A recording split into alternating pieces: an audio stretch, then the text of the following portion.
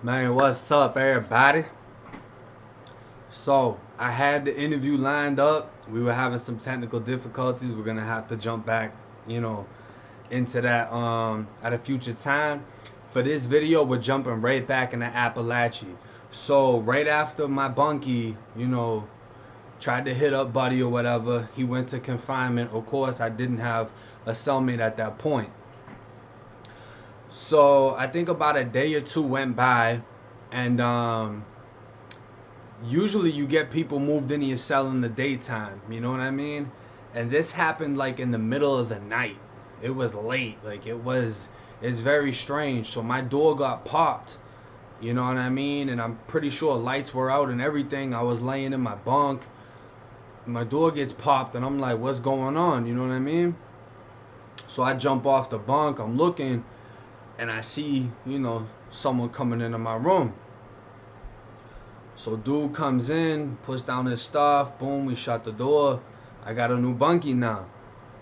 Now this dude, he was like my height, but big, real cocky, you know what I mean? Um, he was he was Spanish, he was Cuban specifically. Um, so I had an idea on what his affiliation would be already. And more or less, he told me what his name was. Generally, when you get someone put in a room with you, your affiliation and everything kind of gets thrown out there within a few, minutes. Like, you want to know who's in the room with you. You want to know what they are. You want to know if it's an enemy or if it's a friend. You just want to know who you're in the room with. So, we went back and forth on it. And I'm not going to name his affiliation out of respect for him and his nation. Not everybody puts their stuff out there like that. If he is willing to put his stuff out there, I'll let him do it. I'm not gonna put his affiliation out there. So he introduces himself. His name's Bimba, and his affiliation, more or less, we're not.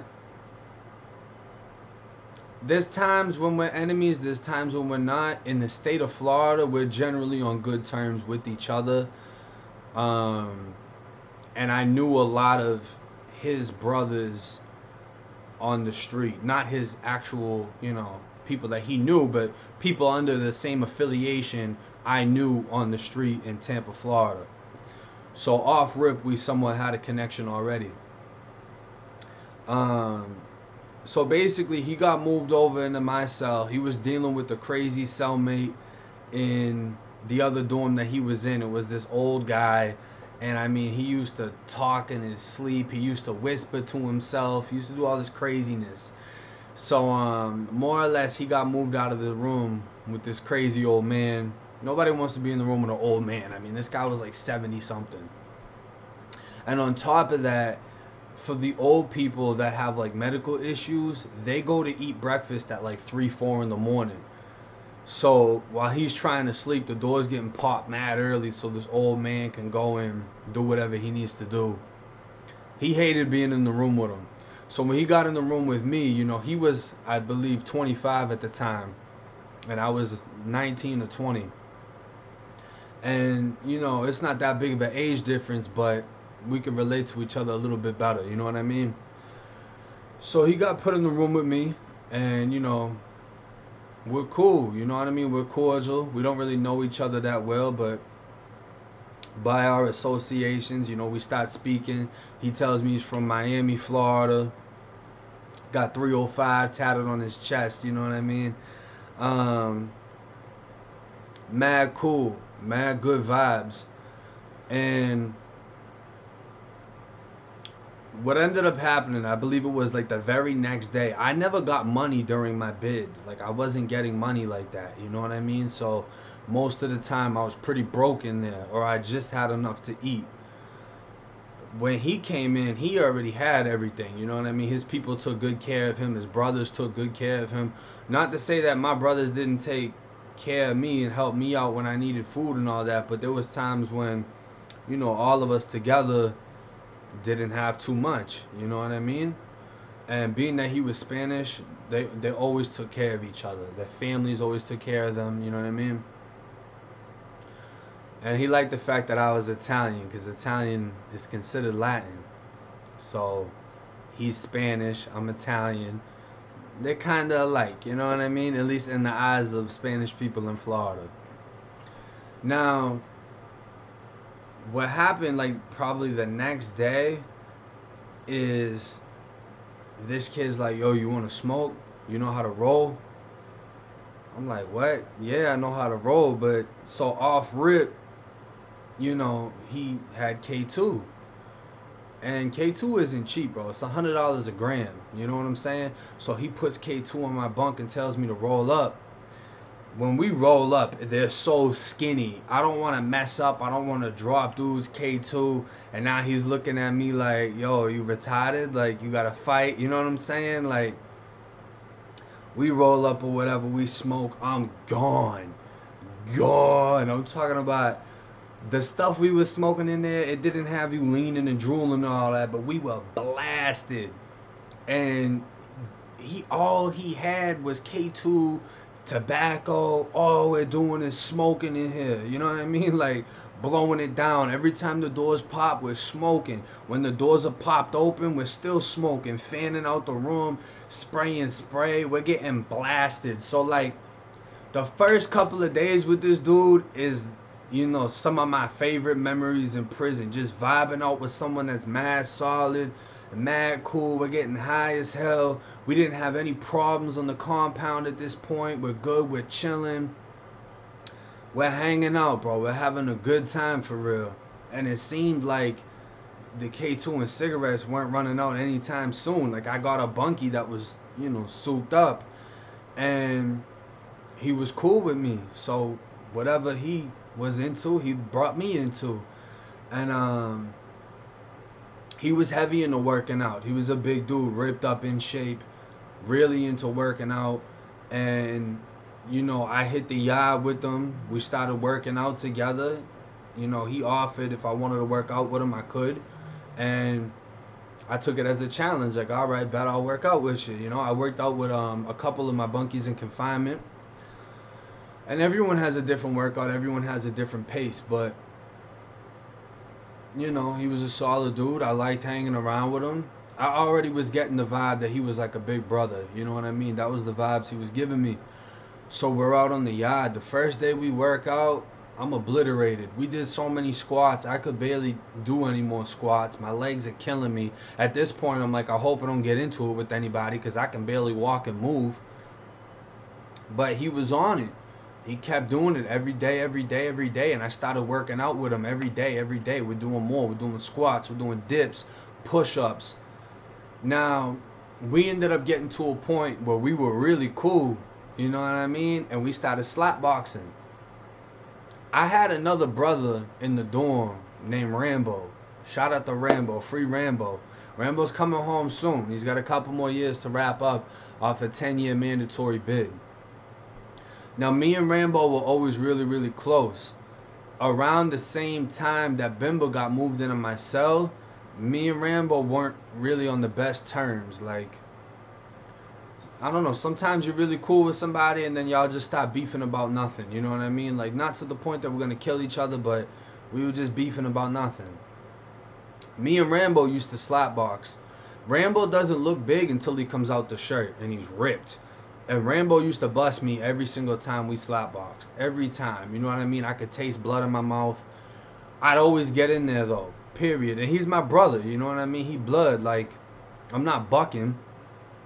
But he'd always tag me up. Always tag me up. This kid was a workout fiend. He would wake up an hour before we go to breakfast just to start working out. And work out throughout the day. Like, this kid was a workout fiend. And like I said, at the time we weren't that cool when Bimba got moved in. So I started slap boxing with Bimba. It was a whole nother ball game. Bimba, when he hit you, you would feel it until tomorrow. You know what I mean? Like if you got hit by his hand, you're gonna feel it. So when we would slap box, I would more or less try to bob and weave and move and get in real quick and back out because I got long arms, so I got reach, you know what I'm saying? And eventually I was like, I can't get a hit in without taking a hit. And that's when I just started going in. I take a heavy one, but I give two real quick. Ba-bam. You know what I mean? I started getting better and better and better. I started to just eat what he was throwing. And I'm not ever going to say I got off on Bimba. That's my big brother. You know what I mean? But he definitely got my hands up a lot more than what they were. So pretty much every day we're vibing out, we're smoking. I'm starting to hang around the people that are in his organization a little bit more. Just because I was really beefing with the main one in mind that I was cool with, you know what I mean? But like I said, the people from both of our affiliations were usually pretty cool together as well. And Rambo was from Miami too. He's from Opalaka, so you know, everyone was pretty much straight. Around this time, a bus gets shipped to where we're at. And we get all new people on the compounds. When all these new people hit the compounds, there's new bloods that hit, you know what I mean? We got these two new ones, and it happened pretty fast. You know, we all knew each other, and if you came to the compound and you were blood, you found out who else was blood pretty quick, you know what I'm saying? Word got back to me that there was a green light on my head, meaning that the okay was given for any blood to hit me up, period. Take me off the compound. There wasn't specifics like, oh, we're gonna cut him. This is an adult camp, so it's usually knives, you know what I mean? Word gets back to me that I got a hit on me. You know, my name, people knew who I was. People heard about what I did at the JIT camps, you know what I'm saying? So how I'm thinking is, you know, if they come, they come. And you might hit me, but I'm going to take one of y'all with me. It is what it is. You know what I mean? But at the same time, I started looking at Rambo differently. You know, we weren't cool at the time, and then all of a sudden there's word that there's a hit on my head. So now I feel like I gotta watch him. You know what I'm saying? I don't know if he gonna try to take the hit. I don't know who's gonna try to take the hit. In quad 4, where I was at, it was just me and Rambo. In quad 2 and quad 3, there was more bloods. Not that I was cool with all of them. So basically how it all started is the two new ones that came said whites can't be blood. We don't accept whites, period. That's what they were putting out there. Me being me, I'm not folding any flag, you know what I mean? I'm not none of that. We're gonna rock about this. It is what it is. You know what I mean? I don't believe in jumping into other, I'm not pancaking, no. I'm rocking out. It is what it is. So what ended up happening is, you know, from going to chow and all that, you run into people in other dorms. I start trying to find out, like, what's up? So who's supposedly saying they're the head? Who's supposedly putting out the hit? I talked to the two kids that came. They're not kids. I was the youngest one. Oh, nah, bro, we didn't say nothing like that, bro. We didn't say, nah, you're good, bro. So basically what they were trying to do is tell me I'm good, tell me I'm all right, and then, you know, they were probably going to try to pull something off where they get me to go and talk to them, and boom, they hit me up. You know what I'm saying? Something like that. We're going to play friendly until we get the chance to hit them up. And I mean, I can see through all that, you know, everything that's creep. I'm 1090. You're not finna play me like that. You know what I mean? It basically just seems like they're too soft to full out say your food and just pop off on me. It's like they didn't want to, you know what I mean? During the midst of all this, Bimba, you know, we came back, I forget really, I think it was the morning this happened. There was an older Hispanic man on the compound who was getting dope in, not dope, but like K2. he was getting a lot of it in through visitation. Someone in another dorm owed him a lot of money. Now this old man, being that he was a Cuban, he affiliated with the Spanish, you know, organization that Bimbo was a part of. He wasn't under them. He wasn't paying for protection. It was more of a respect thing. And everybody benefited from the situation, more or less. When word got to Bimba about it, Bimba came in the room and told me I gotta slide to the other dorm and handle some business. You know what I mean? And he basically told me someone owed money and he had to go over there and retrieve what that man owed. Like I told you, if you're my roommate, I'm gonna rock with you. I'm real loyal. And you know, for someone like him to once again look past race, he didn't look at me like a cracker, like a weak ass white boy, none of that. He respected me and I respected him. You know, we did everything together. We were smoking together, hanging out together. If I didn't have food, this man was busting down what he had in half and feeding me, bro, when I didn't have nothing. You know what I mean? Little things like that meant the most to me in prison. Someone that will go out of their way to look out for me because I didn't have much. All I had was my loyalty at that point to offer. So he told me he was finna go. I told him I'm finna slide with you, bruh. You my bunkie. I'm rocking with you. We're gonna do this together. So he was more or less like, you sure? I'm like, listen, I'm coming with you. We didn't have any knives on us. The only thing that we had was a razor and a box cutter. Pretty much exactly like this setup right here. I had that same box cutter setup, the same exact one, made it before we did this, and he had a razor. We were in our dorm on the complete other side of the compound. The guy who owed money was in O dorm.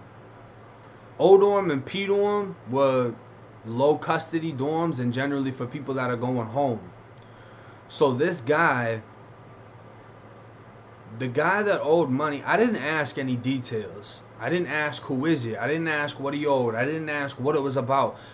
He said he's going. I told him I'm going with him. It is what it is. I'm ready for whatever's going to happen. You know what I mean? I found out the details more or less after the fact. You know what? I'm not even going to tell y'all the details until after the fact. It's just going to make the story even better. What ends up happening is there was a Mexican kid in the dorm who was somewhat affiliated with a Mexican organization, but he wasn't actually one of them. And there was an older Cuban in the dorm that was an older homie of Bimba's organization. In total, there was 4 of us. And what the plan was is when we go to lunch, we're going to slide off. Instead of going to our dorm, back to our dorm, we're going to slide and cut through the gate and go into O dorm, a dorm that we're not even in. Because O dorm was scheduled to go to rec that day. So when they go to rec, when we get out of rec, that's our chance to slide back to our dorm and not get caught doing any of this. So we went for it. I had a box cutter on me. He had a razor on him. The older Cuban homie, I'm sure he had something on him. I'm not sure if the Mexican had anything on him. So we all slide. You know, we go to do what we do. We go in the chow. I'm kind of nervous at this point. I got that nervous feeling in my stomach. Not because of what we're about to do. Just having to cut through to go to another dorm. You know what I mean? It's my first time doing it. And we're not cutting through the dorm to go hang out with somebody. We're cutting through the dorm to go handle business. You know what I mean? If we get caught in that dorm, we're screwed. We get to the gate. The older Cuban gets caught. Gets told to go back to our dorm. The Mexican homie gets caught. Gets told to go back to our dorm. But me and Bimba got through.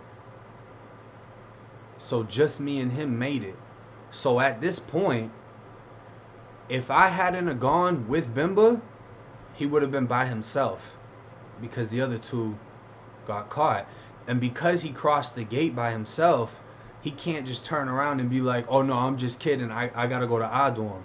he would have went to confinement. So he would have had to carry this out by himself. We walk right up to Old Dorm and walk right in. We get right in. CO doesn't notice anything. The main difference with Old Dorm and I Dorm is I Dorm had 4 different quads, and it was all cells. Old Dorm was open bay. So there was the left side and the right side. We went in on the left side. So all it is just beds. You know what I mean? And the corners have bunk beds. So we walk in, off rip, everybody's looking at us. Everybody's staring at us like, you know, why are they in here? What are they doing in here? Something's about to happen. They know we didn't belong in there. We walked up to a Spanish guy's bunk. He wasn't affiliated with anything, but because he was Spanish, that's who we stepped to, and we sat on his bunk. So I asked Bimba, I said, you know, which guy is it? He points to a guy that's in the shower. This is one of the biggest guys I've seen in prison, period. When you see, you know, prison documentaries and the big dudes from back in the day, the weightlifters that are like 6'3", 6'4", huge, that's what this guy looked like. So I'm thinking to myself, out of everybody in the dorm, it had to be him. This is who we came to. We got to tell him he owes money, and all we got is these dinky razors and box cutters. Like, this man looked like he's made out of steel for real. But we're here. So it is what it is, you know what I mean? Bimba didn't show any fear.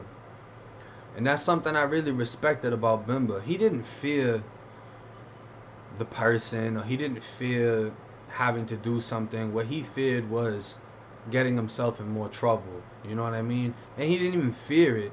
He just didn't want to get into more trouble. But he wasn't going to let that stop him from doing what he needed to do and representing his nation to the fullest. Something I respect so much about him, you know what I mean? So what he ends up doing is, you know, he walked up to the guy in the shower, said a few words to him, and came back. The guy gets out of the shower and goes to his bunk. He's drying off, and immediately, you know, he starts putting on his shoes. And when someone puts on their shoes, you know what time it is. There was another guy in the dorm that walked up to him and basically asked him, you know, are you good or whatever? And now we're watching him because we don't know if he's an affiliate. Whatever. Dude calls Bimba to the bathroom. Bimba isn't small, but this black dude is huge, you know what I mean? He was also gay. The person that was basically his girlfriend in the dorm, who was a feminine gay man, was also about 6'1", 6'2", like 270 pounds. He was just a big fat dude, but he wasn't known as being soft either. It's a, you know what I mean? Like, they're not soft because they're homosexual. They're not weak either. They're still men. So the black guy gets into the bathroom, and the other guy, who was basically his girlfriend, stands outside of the bathroom. Bimba goes in the bathroom. I stand outside of the bathroom. So I'm opposite from the gay individual. I'm clutching the box cutter. Somebody had already stood up on the bunk, and I'm looking at them like what's up? You finna get up? You finna do something? I got the box cutter. At one point, I took the box cutter out. You know what I mean? Because people were moving around and everything, and I didn't know if people were going to try to come to the bathroom. I wasn't going to let nobody jump him. I'm going to cut the dude that's closest to me first quarter, and however it pops off, it pops off. You know what I'm saying? Bimba's back there with him, and Bimba's like, I need my money, fool. That's what it is. Ain't really nothing else to talk about. I need whatever you got. Like I said, I got this box cutter. I'm ready to hit Buddy in front of me with it. However it works out, you know, I can see the tension inside of the bathroom. It's only them two in the bathroom. They're face to face. You know what it reminds me of in the UFC when they do the weigh-ins? and then both guys will look at each other and they'll put their hands up. That's how it looked with Bimba and this guy both just having a stare down. I don't know what's gonna happen. I got this feeling in my stomach. The dorm is dead quiet and everybody's watching, but no one's trying to catch eye contact, because if they get caught looking, it's like, what are you looking at? You know what I mean? Bimba comes out the bathroom. We go back over to the Spanish guy's bunk. Bimba got paid. He's like, I got it. So I'm like, whew, it worked. We got what we were supposed to get. Mission accomplished. But it wasn't over yet. He got what he was supposed to get. We still have to go to rec though. To go to rec, you have to go through a metal detector. We got the box cutter and the razor, but we don't want to throw it because we don't know if they have knives on the rec yard, or if they're going to bring a knife to the rec yard and try to stab us up on the yard. Because it was only O and P dorm that went to rec. And we didn't have any, you know what I mean? Like, I don't believe we had any people on our side in either one of those dorms. When we go to rec, when we have to get through the little metal detector, there's a shelf on the side of it where you can put your stuff, like your canteen bag, your radio, or whatever, because you can't walk through with it. Somehow the CO didn't peep game. The CO standing right next to the shelf. Bimba walked through. I had the razor and the box cutter wrapped up in the canteen bag. When he walked through, I handed him the canteen bag around the shelf. He held it. I walked through. We were good. We got the canteen bag off the Spanish guy because we didn't bring one. So now we're on the rec yard with a razor and a box cutter. There was another guy from Miami who he was missing an eye. He got shot in the eye by the police. He shot it out with them. And he was supposedly a blood, but he never operated with us or did anything with us. He more or less stuck to himself and just like tried to get cool points off the name. He was an older guy, 30 something. A lot of people knew him. Just like an OG from Miami basically. And he steps to Bimba and, you know, he asked us like, what's up? He thought that we got sent to the dorm to kill the guy that owed money. And Bimba was like, nah, we got what we came for, so we're not gonna do anything past that. That was the main focus, was getting what we came for. I wasn't a part of this conversation. It was a private conversation between Bimba and the other individual. So they were kind of a little bit distant from me, but no one was around me, period. Like, everyone was kind of in front of us because me and Bimba didn't know if anybody was going to try to do something. So Bimba told me later on, you know, the guy asked Bimba, is he a part of your organization now? And Bimba said, nah, he's still blood. He waiting on y'all to do something. Y'all saying y'all gonna hit, he's still blood. So dude ain't had nothing to say about that.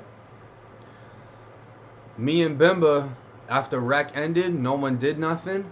We went back to the dorm, to our dorm. We got all the way back to our dorm, didn't get in no trouble.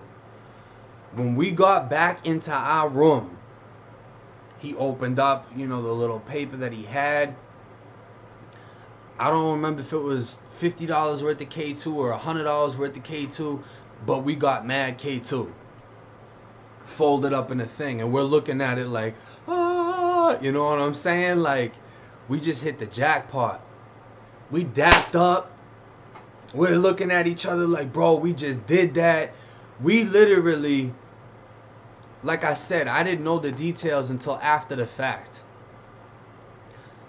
The guy that we ran down on from Miami, and TK knew about when we did this too. TK was in a different dorm, but he heard about when we did this. The guy that we ran down on, he was originally sentenced to like 15 years and caught an extra 7 years for stabbing someone up badly, like badly. So he was about to go home soon. He didn't have much time, maybe a month left. But we knew he wasn't soft, and he was about that knife play. Not only that, he was one of the biggest guys on the compound. When we got back into that room, we told each other, if we tell people this story on the street, nobody's gonna believe us that it happened how it happened, because it happened perfectly, flawlessly. We was just so in the moment after this happened that we didn't get stabbed, we didn't cut anyone, nothing crazy happened from it. We got what we wanted. And best believe we started rolling up that K2 and smoking first quarter. Smoking. We knew, what we did was big. Something that came from this that was also big was our bond at that point. Because after the fact, the realization came, to me, to him, and to his brothers, that if I hadn't gone with him, he would have been in there by himself. Not to say that things wouldn't have played out the way they played out, but had they played out differently, it could have been worse for him. But I told him I would ride out, and I rode out with him. Off of the strength of that solidified our bond. That also solidified that him and the older Cuban in the dorm, they both let it be known that they had my back. They both knew the situation I was in with my own people at the time, and they both were willing to ride out for me, which spoke volumes. You know what I mean? It was an amazing feeling. It was such a, like, I found a true bro, a true brother. Even though he's in another organization, that's my brother. It was just crazy. I can't even, thinking about it, I start to get that feeling that I had inside of the room when me and him did this. You know what I mean? And it was just crazy. But it was at that point, you know what I mean? I knew I'd ride out for him if he ever needed anything, and it was the same for me. Now, what ended up happening is we went to chow at a later time. This could have been days down the road. And there was someone that yelled out, "Oh, he ain't no blood," from another line. We were leaving, so there's no way I can go and confront who it is. But I saw who it was, and he lines up with me in the morning to go to school. So I'm like, all right, bet. We go back to the dorm. Now, Bimba had something in the dorm. For him to give me that would be a violation on his part. There was another white guy in the dorm who was a GD. He was a gangster disciple. This man had a lot of time, never getting out. And he had one of the biggest knives I've ever seen in prison. And he was cool with me. He respected me because I was white and I stood on it. Even when my own people didn't stand with me, I still stood on it. I was in a position where my own people wanted to hit me up because I was white, and I didn't want to stop banging, period. I wasn't hearing it from them or any other race. I stepped to the GD and I asked him a favor. He told me, if I get caught giving you this knife, there's serious repercussions that I'm going to have to deal with. So if you take this knife out, you put it in somebody. Because if you take it out, just to take it out, people are going to recognize that this is mine. Same thing my father told me when I was a kid. You never pull a gun on somebody unless you're going to use it. Because that person's never going to forget what you did. Never going to forget the feeling that you gave them, that they may just lose their life. And that may come back to you. I got that knife. What I did is I wore my shirt and I wore a long sleeve shirt under it. I had the knife, the handle of the knife, wrapped up with a string and then an ID clip. So how I did it is I took the clip and clipped it to my boxers, you know, the strip where you stick your thing out to whatever. And the knife was hanging down the side of my leg. That morning I go up to not to breakfast, but I go to school. And I'm by myself. I don't have anybody with me. No one's gonna ride with me. I'm by myself to face whatever I need to face. I get searched. CO that searches me doesn't feel the knife. I get in line. The kid who said something comes from his dorm. He's getting in line to get searched. The kid in front of me, I said, hey bro, turn. So he turned, I got behind him, I pulled the knife out. What I did is I took the knife and I hid it in the sleeve of the long sleeve shirt. This knife, let me see if I can get it on camera. The knife went from here and was poking into my bicep. So I mean, the whole knife was huge. As far as width, it was probably that wide. It looked like a kitchen knife, like a legit Jason knife. It's huge. So I got it poking in, you know, I got my arms like this because I have the handle, you know, it's so big I have to hold it this way and it's still poking into my bicep.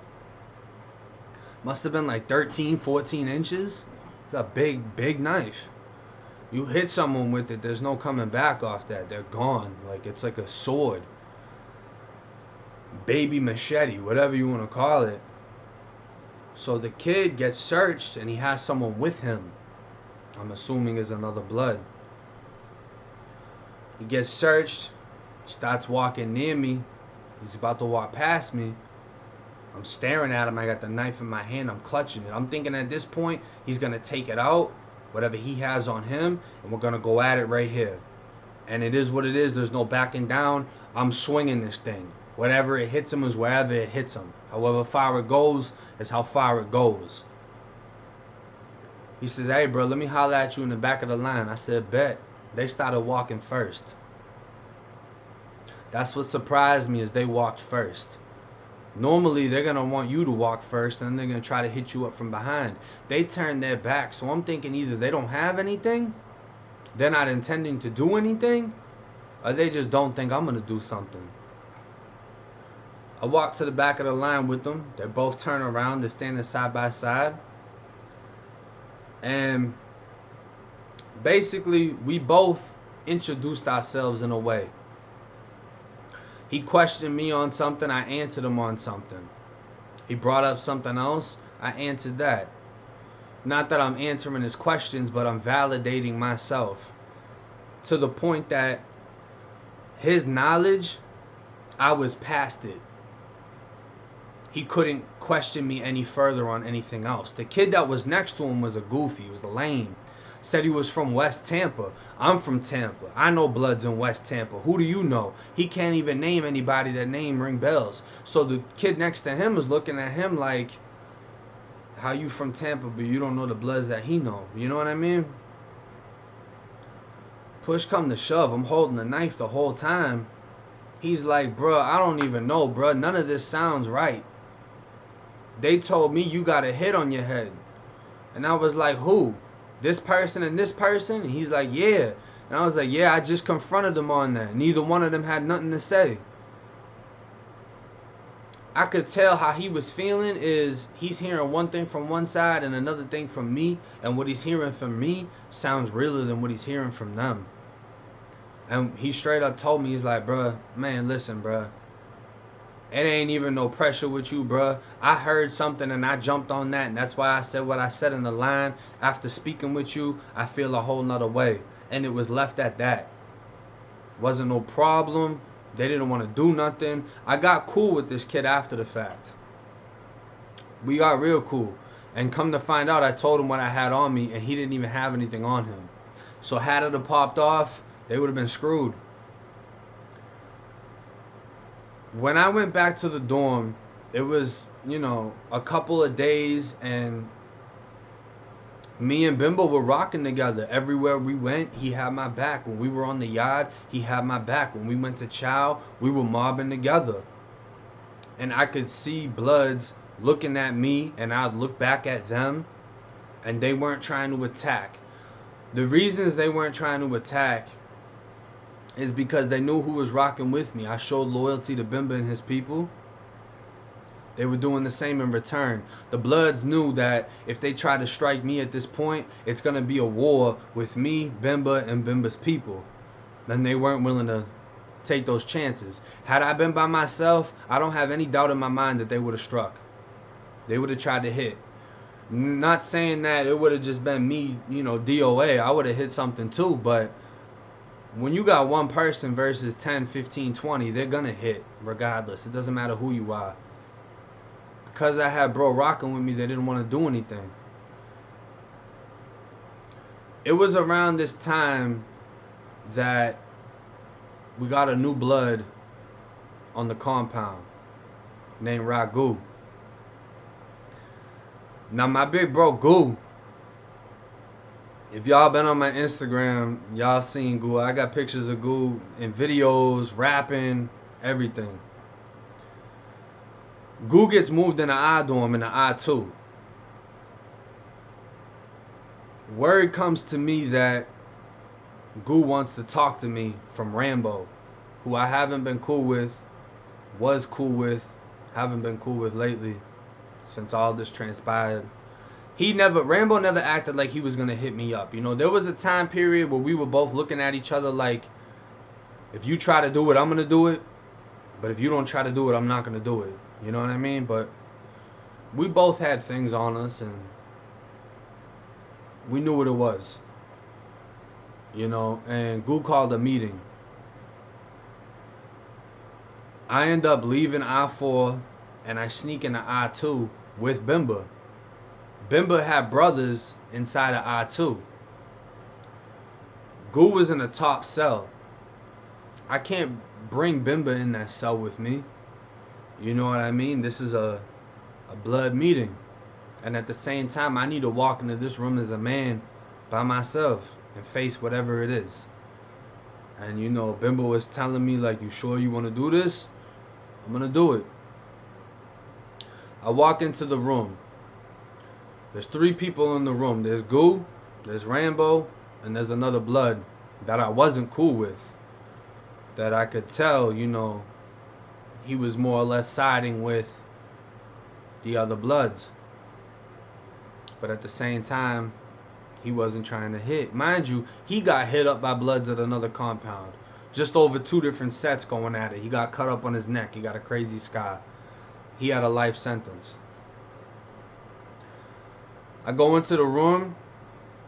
It's silence. I don't know what to expect. I don't know if I'm about to get stabbed by 3 people. I don't know if I'm about to fight, whatever. And Goo introduces himself. So in return, I introduce myself. Tells me he's heard about me.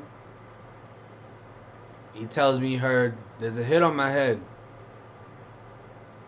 So I verified that. Yeah, I heard that too.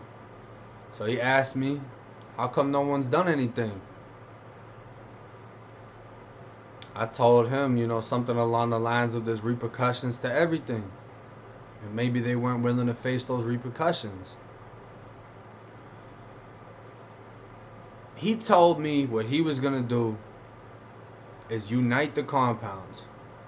As far as unite the bloods on the compound. Whoever wasn't with it, with the unification, needed to go. Period. And he asked me, do I want to be a part of this unification? I told him, if it's righteous, of course. Goo ended up putting a hit out on the 2 people that put a hit out on me. And within a day, those same 2 people checked into PC. The same 2 bloods that put a hit out on me went PC first quarter. He said, y'all never heard of a white blood? Well, how come y'all ain't hit him up? Y'all scared of him? That was that. They checked PC. None of the other Bloods had a problem on the compound. A lot of the other Bloods on the compound were really just going off of whoever they assumed had the most knowledge. If this guy says there's no whites, there's no whites. Goo came, Goo said, nah, there's whites. And everybody got with it. Goo ended up getting moved into I-4, into my quad. I was in 2 bottom, he was in 2 top. Me and Goo were like this. We got close really, really quick. And this was someone that he carried himself differently than a lot of other people I ran into. He had a different energy about him. That's my dog. Goo doing a lot of time right now. His release date is 2057.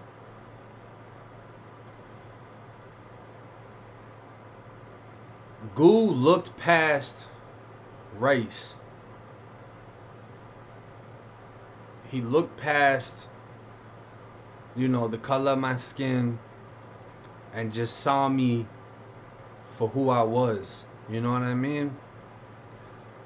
And the same way I got cool with Bimba, I got cool with Goo.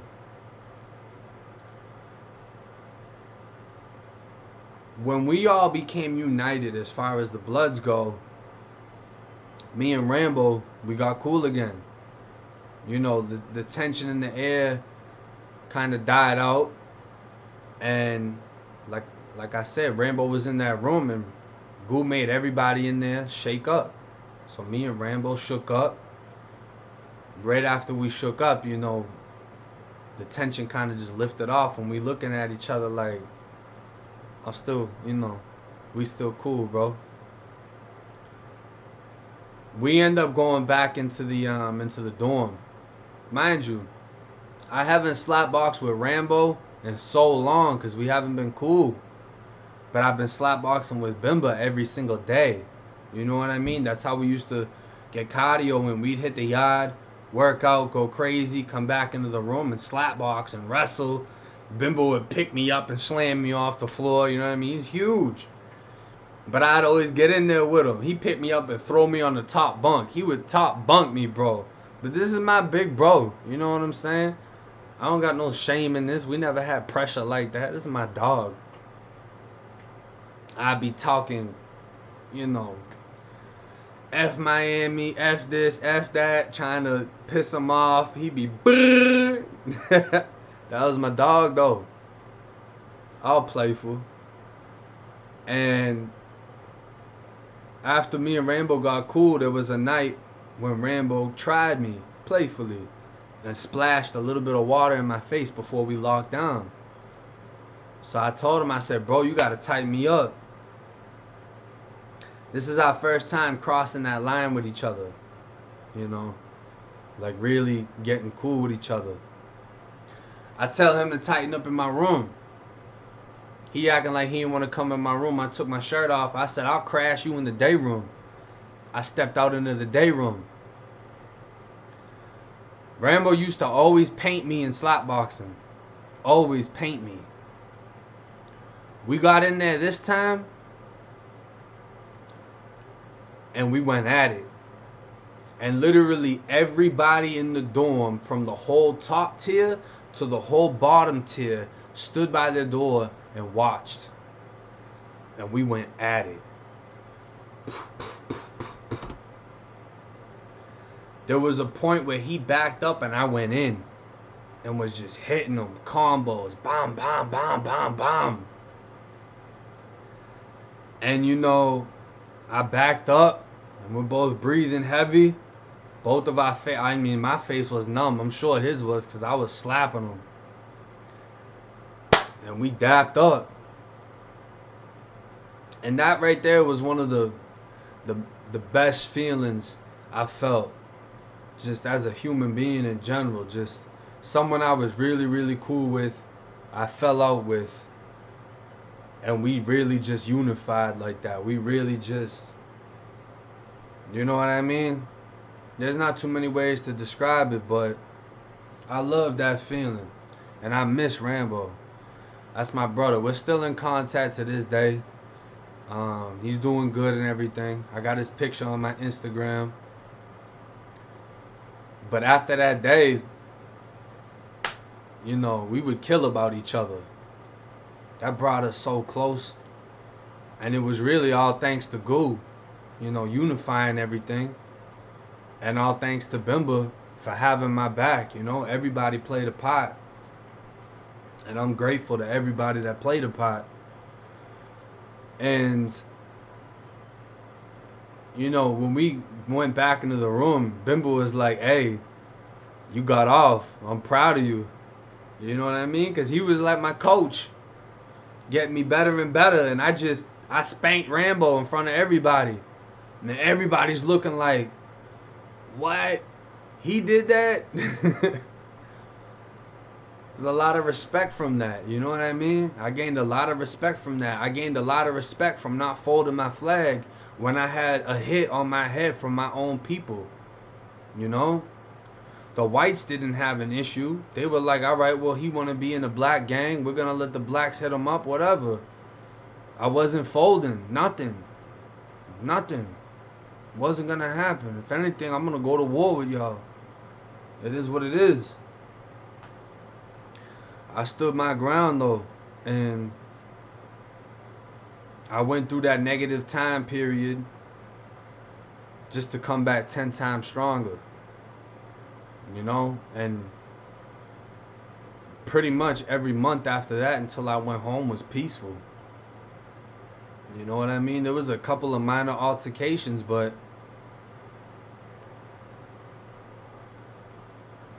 it's just crazy how it all played out. You know, I could have got killed. Me and Bimba could have killed somebody. It's crazy. But after that point, you know, Bimba and Rambo got tight. Bimba and Goo got tight. We were all super, super close with each other. And, you know, we had each other's backs. We all had each other's backs. It somewhat unified our organizations as well because I was the direct link to Bimba's organization. If Bimba's people got into anything, Bimba's gonna go, and I'm gonna go behind Bimba, and Goo is gonna go behind me, and Rambo's gonna go behind me. So all the Bloods are gonna follow. Now you have two organizations you're going to war with. It brought us all together, you know. And I can't wait for Bimba to watch this. I hope that he would like to come on here and share some. I left out a ton of stuff that we did together. I left out when he put me in charge of making dinner and gave me like 6 soups to mix all together. I put all 6 of the seasoning packets in.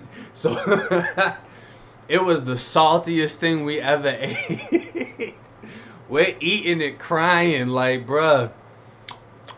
It was just the saltiest, nastiest thing we ever ate. And I was like, bro, I thought you wanted all the seasonings in there, bro. We had a lot of good times. And I hope that, you know, when he sees this video, he'll want to come on and share some of those times with y'all too. You know what I mean? We rocked through a lot of things together. There was a lot of times where we bumped heads. A lot of times. But we never fought. And, you know, I wholeheartedly believe if we fought, Bimba would have knocked me out. Period. I don't have any shame in saying that. That's my big brother. But he told me he looked at me like a little brother. And he would never get to that point with me. You know, he was older than me. He was 25. I was 20. 19. Whatever. I had a young mentality. We used to bump heads just because, you know, we came to the realization we're both alpha males. We're going to have an issue because in certain instances, I want him to submit in a situation and he wants me to submit in a situation. And neither one of us were going to. We're like, nah, I'm right. No, I'm right. So there might have been a day that we didn't talk. A day that, you know, we weren't feeling each other. And towards the time that Bimba went home, he EOS'd from my cell. the closer he got to going home, we really started arguing about a lot of different things. You know what I mean? Um, I got money from my people, and you know, just like he did with me, I did with him. Whatever I ate, he ate half. I had one soup, we both had a half of a soup. Period. If I had food, he wasn't going hungry. If he had food, he wasn't gonna let me go hungry. And that went for even when we weren't cool with each other. There was a time we weren't cool with each other. He still put food on my bed, bro. That's how real this man was. You know? That's my brother till I die. You know what I mean? And towards the time that he went home, we somewhat fell out. We weren't really that cool with each other. You know, we were, but we weren't. And when he went home, we ain't really say goodbye or nothing. We really just had pressure with each other at that point. We were tired of, you know, you can only be in the room with somebody for so goddamn long. Take your best friend and spend 3-4 months in a room with them and see if that's still your best friend. You're gonna bump heads at some point. We were so tired of sitting in the room with each other. We were both going home soon. He got out maybe a couple months before me, but he went home and we didn't say goodbye, and that bothered me, you know, because the amount of loyalty that I showed to him, I should have spoke up and said, you know, even though we're having our differences right now, you still my brother. I love you to death, and when you go home, be safe, do good, do right, and when I get out, I'm gonna try to link up with you. And we didn't get to do that. He went home, and it bothered me because I had already lost a couple of people that went home and were killed quickly, you know. And it bothered me that I never got to express to him like how much of a brother he was to me, you know what I mean? Like how much the things that he did for me meant to me, you know? And when I got out, I looked him up immediately. I started looking him up. Um, as messed up as it is to say, I saw a new mugshot of him that he had got rearrested, and I was happy. I was happy because I knew he was alive. You know, he wasn't dead. And I tried to get in contact with him through the jail. Come to find out, he was actually already released from the jail. I Googled this man's name. I Googled his family members. I'm calling up every single 305 number that I can find on Google. I would be at work, you know, when no one was in the store, just calling numbers off of Google, hoping that a family member would pick up, that one of these numbers was still active. You know what I mean? And none of them were coming through. And I finally found him. I believe it was on Instagram that I found him. And I reached out to him, and he busted back, and we got on the phone immediately, you know? And everything that I didn't get to say to him when he went home, I said at that point. And to this day, you know, we're still the same way. We're still close. He has a daughter right now. He's got a gorgeous daughter. You know what I mean? He's working. Everything. I felt so proud when I heard that. He's out there doing good. He's working. He's got his stuff together. You know what I mean? But I hope you watching, big bro.